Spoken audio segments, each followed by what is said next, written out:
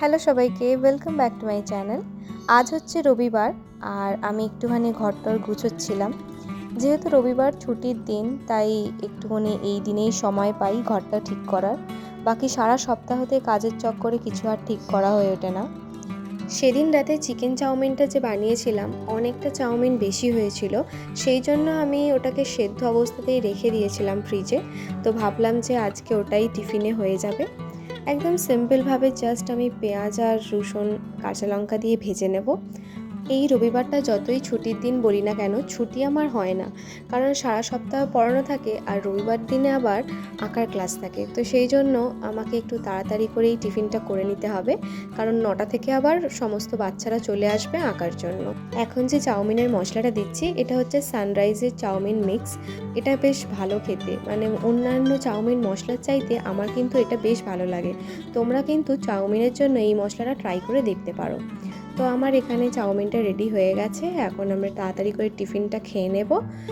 আর সমস্ত রান্না করতে করতে আমি তো ঘেমে নিয়ে একসা। তবে ছোটোবেলা থেকে চাউমিনে না আমার সস ছাড়া একদম ভালো লাগে না, তো আমি একটু সস দিয়ে খেতে পছন্দ করি। আজ যেহেতু রবিবার, তাই বিকেলবেলা একটু বেরোনোর প্ল্যান আছে। তো বোনকে সেটাই বলছিলাম যে কোথায় যাবি, আর কিছু না হলেও অন্তত একটু ফুচকা খেতে হলেও বেরোই। তো খাওয়া দাওয়া হয়ে গেছে, এখন ড্রয়িং ক্লাসটা করিয়ে আসি। সব স্টুডেন্টরা এসে গেছে, এসে দেখা হচ্ছে। তো আমার ড্রয়িং ক্লাস করানো হয়ে গেছে আর এখন বাজছে দুপুর 2টো। তো এখানে মা তো আজকে যেহেতু রবিবার, তাই একটু মাটন করেছিল। তবে আজকে ইচ্ছা ছিল মাটন দিয়ে একটুখানি পরোটা খাওয়ার, তাই মা বলল যে দুপুরবেলা অল্প ভাত তো খেতেই হবে। তাই 2টো পরোটা আর অল্প ভাত মিলিয়ে খেয়ে নিয়েছি। আর এই হচ্ছে মেটের পিসটা তো আমি কখনোই মিস করি না। আজ বোন গিয়েছিল পড়তে, আর যার জন্য ফিরতে দেরি হয়েছে বলে আমাদের লাঞ্চ করতেও দেরি হয়ে গেছে।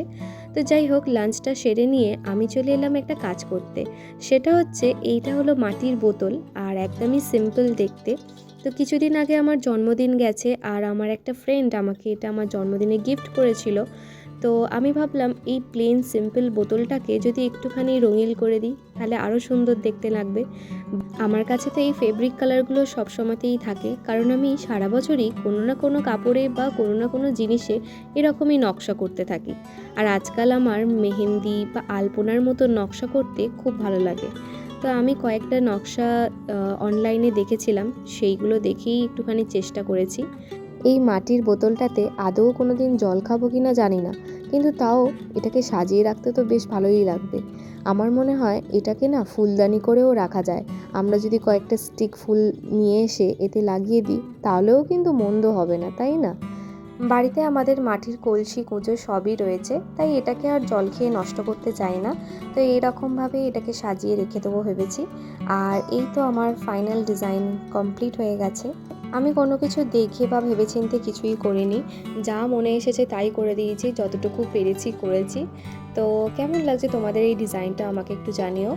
আর আমি এভাবেই এটাকে ফুলদানি করে সাজিয়ে রাখতে চাই, যদিও আমার কাছে সেরকম জায়গা নেই যে ওটাকে রেখে দেবো। তো তারপর তো বিকেল হয়ে গেছে, আর বিকেলবেলা ওই যে বলেছিলাম না একটু বেরোবো আমি আর বোন, তো সেরকমই বেরিয়েছিলাম। আজ আমার আর বোনের দুজনেরই পেস্ট্রি খেতে ইচ্ছা করছিল, আর আমাদের সবসময় ফেভারিট হচ্ছে সুগার অ্যান্ড স্পাইস। তো ওখান থেকে 3টে পেস্ট্রি নিয়ে বাড়ি চলে এসেছি। মা আবার পেস্ট্রির মধ্যে ডিমের গন্ধটা সহ্য করতে পারে না, তাই মায়ের জন্য আমি এগলেস পেস্ট্রিটাই আনি সব সময়। তো এইভাবেই কেটে গেল আমাদের সানডেটা। তো এই ভিডিওটাকে আমি এখানেই এন্ড করছি, আর দেখা হচ্ছে পরের একটা ভিডিওতে। ততক্ষণ অবধি বাই বাই।